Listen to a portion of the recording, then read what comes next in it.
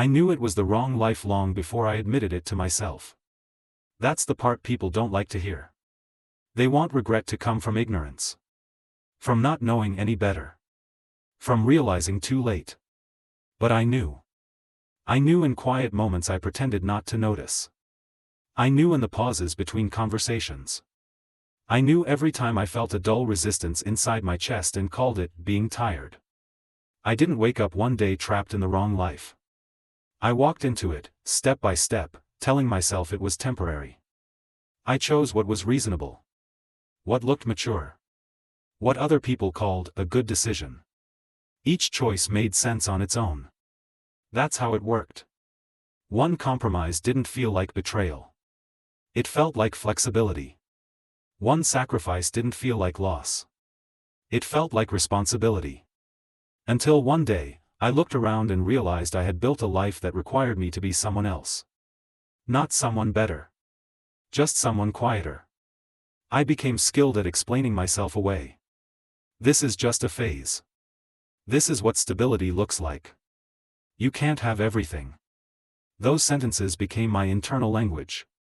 I repeated them so often that they stopped sounding like excuses and started sounding like facts. From the outside, everything appeared intact. I functioned. I showed up.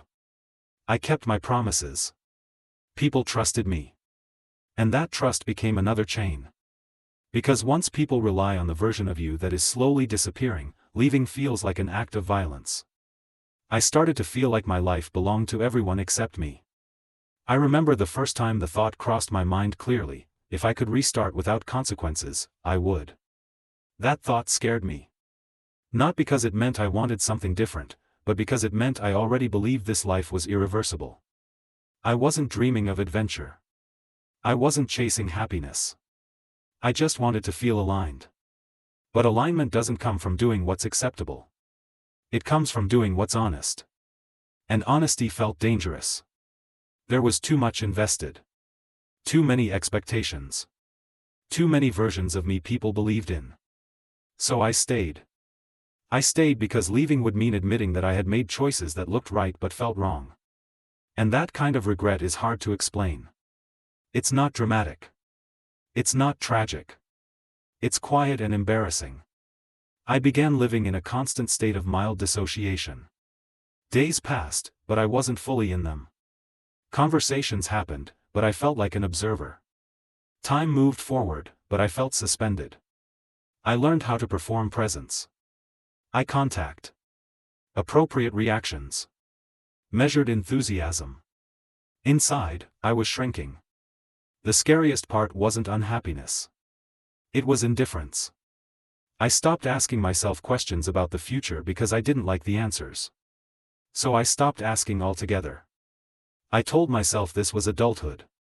That passion fades. That wanting too much is childish. But deep down, I knew the truth: I hadn't lost desire. I had buried it. There were moments, rare, intrusive, when clarity hit me without warning. A stranger's voice. A line from a song. A random memory. And suddenly I would feel it: this life is not wrong because it's bad. It's wrong because it's not mine. Those moments never lasted long. I pushed them away. Distracted myself. Returned to routine. Because routine is excellent at numbing questions you don't want to answer. But the body remembers what the mind avoids. Tension became my baseline. Rest felt impossible. Joy felt foreign. I wasn't falling apart. I was slowly erasing myself. And the most unsettling part? No one noticed. That's how I knew the problem wasn't visibility. It was choice. I had chosen a life that didn't require my full presence.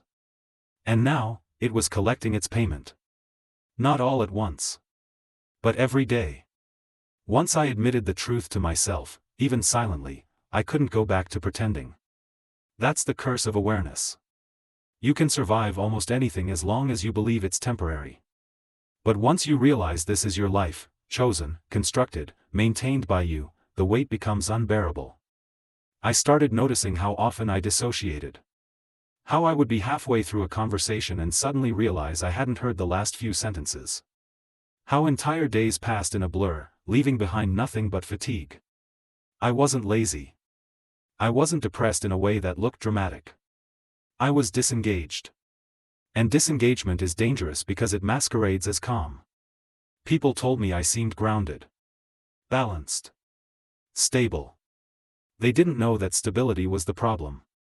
Stability without meaning is just stagnation with good PR. At night, when everything went quiet, the thoughts came back. Not loud. Not panicked. Persistent. How long do you think you can do this? Who are you doing this for? What are you afraid of losing? The answers were humiliating. I was afraid of disappointing people who didn't truly know me. Afraid of being seen as inconsistent. Afraid of admitting that I had chosen wrong, not out of ignorance, but out of fear. Because if I admitted that, I would have to accept responsibility. And responsibility meant change. I started to see how much of my life was built around avoiding discomfort. I avoided conflict by staying silent. I avoided uncertainty by choosing predictability. I avoided judgment by becoming agreeable. Each avoidance felt harmless. Together, they formed a cage. I told myself I was being patient. In reality, I was being passive. And passivity slowly turned into resentment, not toward others, but toward myself. I resented how easy it was for me to disappear inside a life that kept moving without my full participation. I resented how I had become someone who tolerated instead of chose. There was a moment, small, ordinary, that brought everything into focus. I was listening to someone talk about a decision they had made years ago. Not a perfect decision. Not even a successful one. But a deliberate one. They said, "At least I knew I was choosing." That sentence hit me harder than any accusation ever could. Because I couldn't say the same. I hadn't chosen this life fully. I had drifted into it, convinced that drifting was safer than steering. And now, years later, I was paying the price for that illusion. I began to ask myself a question that terrified me: if no one were watching, would you still live this life? The answer came instantly. No. And that answer dismantled every excuse I had built. It wasn't obligation keeping me here. It wasn't responsibility. It was fear. Fear of starting over. Fear of wasted time. Fear of discovering that even after changing everything, I might still feel lost. But staying came with its own guarantee: nothing would change. That's when the moral dilemma became unavoidable. Stay, and continue living a life that looked right but felt wrong, slowly eroding whatever sense of self I had left. Or leave, and face uncertainty, judgment, loneliness, and the possibility that I might fail publicly.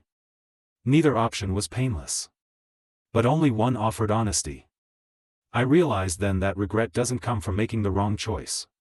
It comes from refusing to choose at all. I had already lived with that regret for years. Quietly. Daily. Incrementally. The cost was becoming unbearable. I started to notice something else.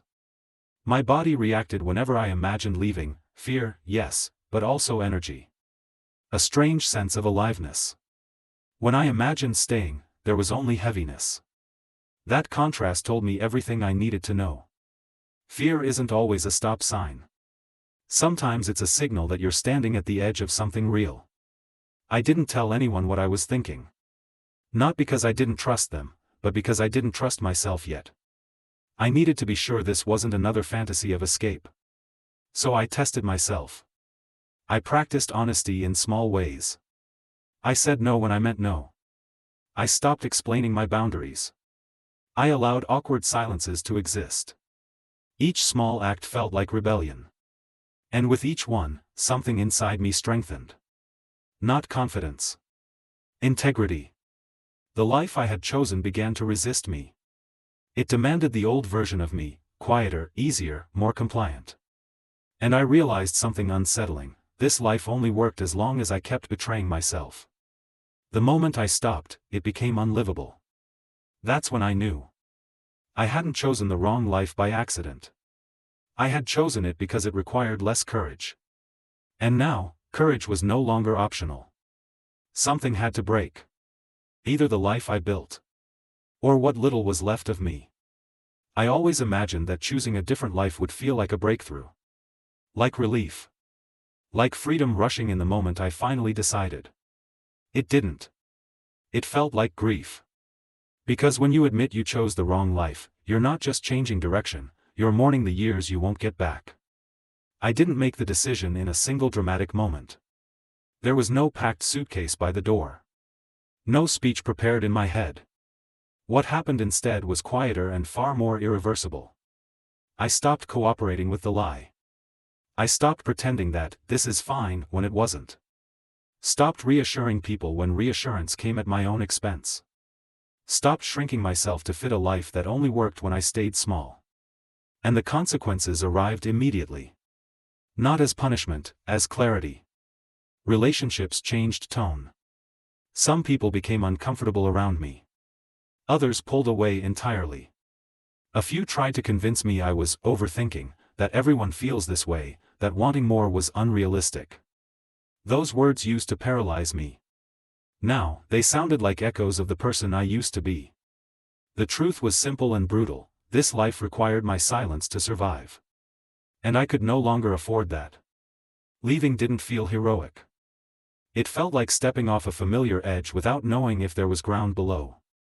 There were days I questioned everything. Days when fear screamed louder than intuition. Days when I wondered if I had confused discomfort with destiny. But even on the hardest days, something fundamental had changed. I was present. Painful as it was, I was finally in my life instead of watching it from a distance. I started to understand something most people never say out loud: you can live decades in the wrong life without ever hitting rock bottom. You can function. You can succeed. You can be admired. And still lose yourself completely. Rock bottom isn't always collapse. Sometimes it's comfort. I grieved the version of me that had stayed so long.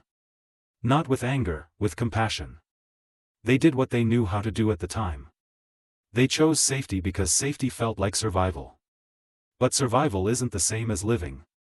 The guilt didn't disappear overnight. I still think about the time I lost.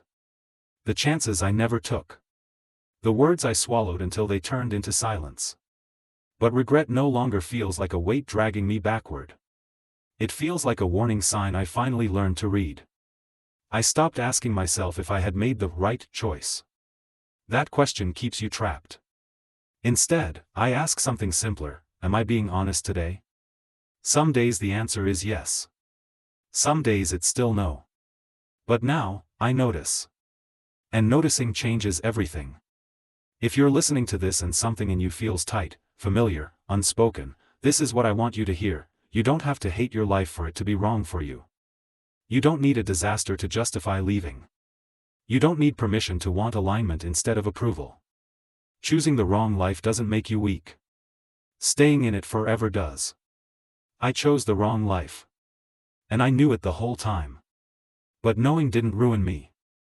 Ignoring it almost did. This is the life I'm building now: uncertain, imperfect, quieter in some ways, louder in others. It doesn't impress everyone. But it doesn't require my disappearance. And that's how I know, finally, that this one is mine.